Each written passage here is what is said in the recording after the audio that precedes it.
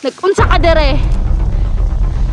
Ang rata mo na sa ako ang mga kauban. Masinta mo. Dili pwede eh! Yaan!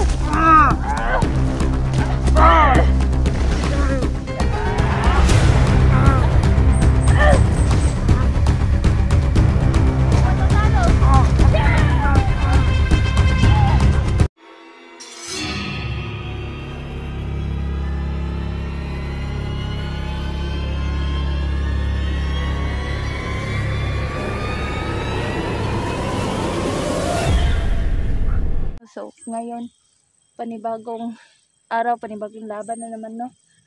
So, dito ako sa, tingnan nyo mga kaibigan, oh.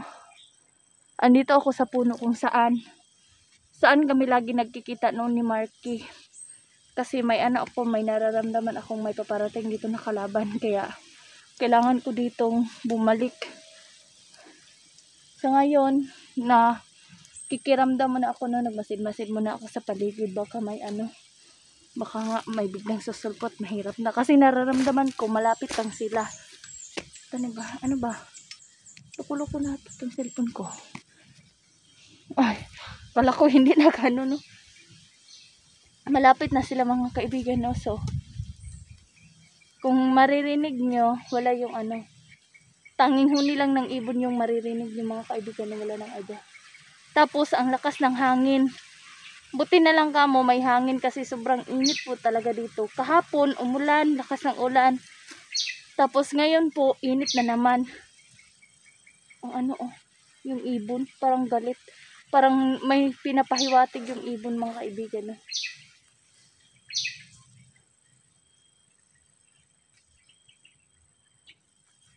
Yan. Tingnan nyo mga kaibigan, doble yung ko sombrero kasi nga ang init, grabe. Kanina pa pala ako dito, no, naglalakad ako papunta dito. Hindi ko lang pinapakita sa inyo masyado kasi mahirap na. Baka pag ipakita ko sa inyo lahat ng dinadaanan ko, yung pinupuntahan ko, baka masundan talaga ako ng kalaban o di kaya baka maharangan ako ng kalaban. So mas mabuti nang hindi ko ipapakita sa inyo lahat, nang sa ganun hindi nila ako mamataan or hindi nila ako makikita, no, nang basta-basta lang. Kahit na alam ko man, kahit na nararamdaman nila ako, pero hindi naman sa yung talaga, yung tawag yun, yung masusundan talaga nila ako, yung alam nila kung nasan ako. Kaya mahirap kapag no, pag lagi kong inaano sa inyo sa inyo. Sakit niyo yung lalamunan ko mga kaibigan, no. Ayan yun, papakita ko sa inyo yung paligid. Ayan. Ayan, oh. Ayan, ang daming puno ng kahoy. Tingnan nyo, oh. Ayan, ang laki ng puno ng kahoy, oh. Ayan. Ayan.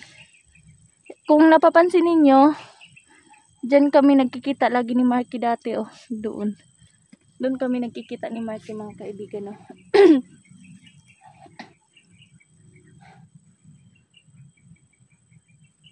So ngayon wala naman po akong naririnig. So lalakad ako papunta dito. Tingnan ninyo yung mga kung natandaan ninyo mga kaibigan nyo, no, ito yung mga damo kung saan dati pa to. Maliliit pa, ngayon ang haba na. Hindi to basta-basta lang na damo, ha. May bulaklak to na tingnan nyo, para siyang bulaklak na ang ganda. Ang ganda niyang tingnan, no. Tingnan yung paligid. Na siya? Hindi na nalinisan, no, kaya naging masukal na yung yung bundo, yung dating tagpuan namin ni Marky, no. Kasi nga hindi na kami, minsan na lang kami pumupunta dito, no, or ako minsan na lang ako pumupunta. Kasi dyan, may sapa po yan dyan. Pag ganun kasi hindi na siya mapapasok kamo. Ang laki na ng ang haba na ng mga damo. Tapos ang sakit pa naman nito sa kapag pag masugatan ka nito, ang hapdi at ang kati. Kaya yun. Sa ganun, no. Tingnan nyo, tahimik mo na yung paligid. Tingnan nyo mga kaibigan. Salamat nga pala sa lahat ng no, anong tawag dito? Salamat nga pala sa lahat ng tumulong sa akin, no? Tumulong, nagmensahe sa akin. Maraming salamat po. Nababasa ko po lahat ng ano ninyo. Kaya, tawag dito, sisikapin ko pong makapag-reply sa inyo araw-araw, no? Para naman, maramdaman ninyo na kasama nyo pa rin ako palagi, mga kaibigan, no? Tingnan ninyo, oh. Ang ganda. Sa ngayon, parang uulan na ata. Teka lang, mga kaibigan. Lakad lang ako dito saglit.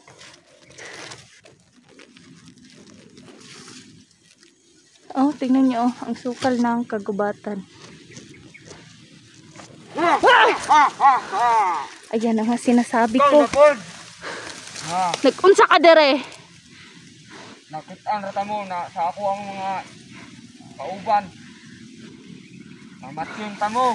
Dili pwede eh. Yaan!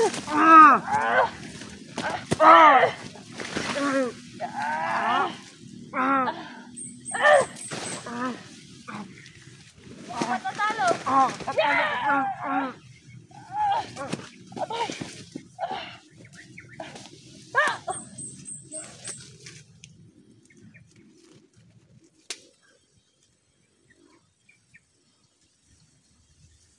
Nasaan ka man ngayon?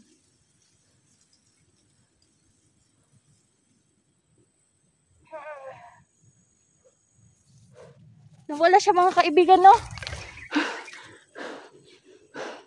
Bigla na lang siya nang papakita, tas bigla siyang nawawala. Tingnan ninyo. Wala na.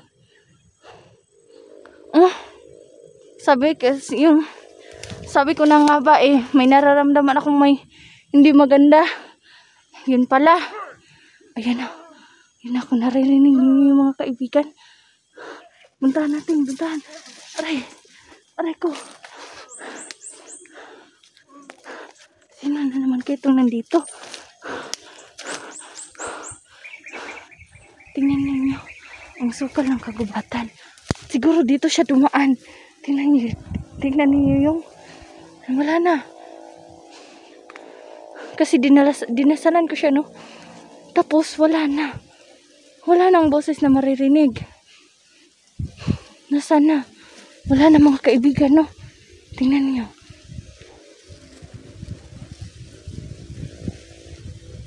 Puntahan nga natin. Hindi ko rin basta-basta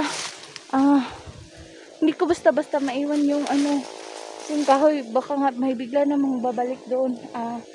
May napakahalagang bagay po na nakalagay dyan sa punong kahoy. Kaya hindi kami papayag na basta-basta na lang makukuha. Aray ko. Aray.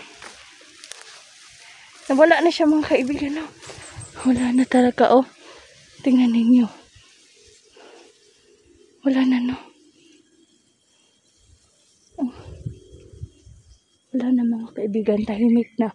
Wala na rin akong maramdaman na siguro nagsumbong na naman yun siya sa hari nila na ganun ang nangyari sa kanya.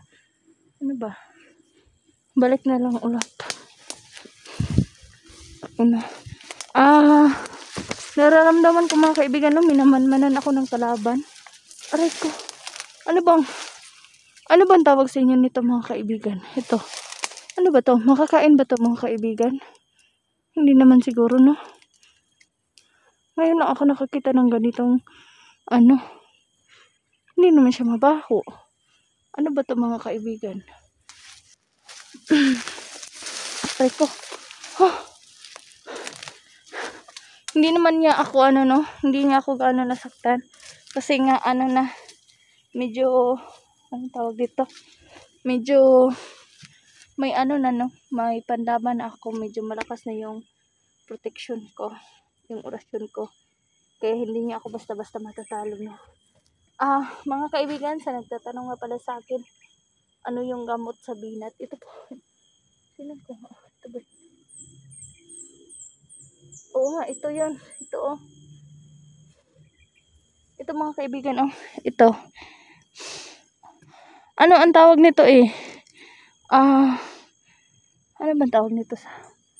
Iwan ko anong tawag nito sa inyo. Kasi yung tawag dito sa amin, tuway-tuway. Ito oh. Tuway-tuway po ito mga kaibigan.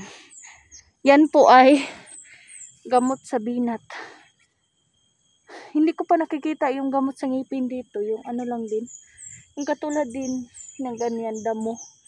Ilagay mo lang, kuyari may butas yung ngipin mo. Ilagay mo lang dyan. Hindi ko pa nakikita eh. Napagod ako mga kaibigan. So kung ano ninyo, hindi na talaga ako basta-basta matatalo ngayon, no? Sana kasi unti-unti nang nanumbalik yung lakas ko. Kung ganun man lang yung kalaban ko, yung katulad nung nakalaban ko kanina na ano lang, kasi tauhan lang yun siya ng ang tawag dito, tauhan ng hari at hindi talaga siya yung ano, yung pinuno. Yung hari pinaghahandaan ko talaga siya, no. Kailangan ko talaga mag-ipon ng lakas para lang maano siya, para matalo siya, para wala nang ano, anong tawag dun? Wala nang mabibiktima pang iba, no. Sana nga matalo na siya. Tahimik na yung paligid ng mga kaibigan, no.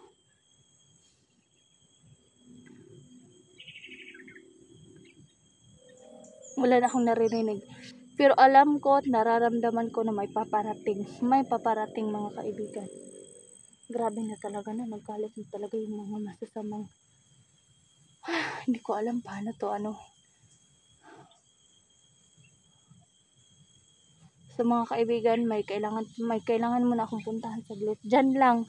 Malapit lang dito. Hindi ko lang ipapakita sa inyo. Kasi nga, hindi talaga ninyo basta. Hindi talaga kumbaga hindi ako basta-basta nagpapakita ng lugar na ito, kung saan, anong daanan, ano yung ano, kasi nga kapag ipapakita ko sa inyo lahat at makita ng kalaban, mahirap na mga kaibigan.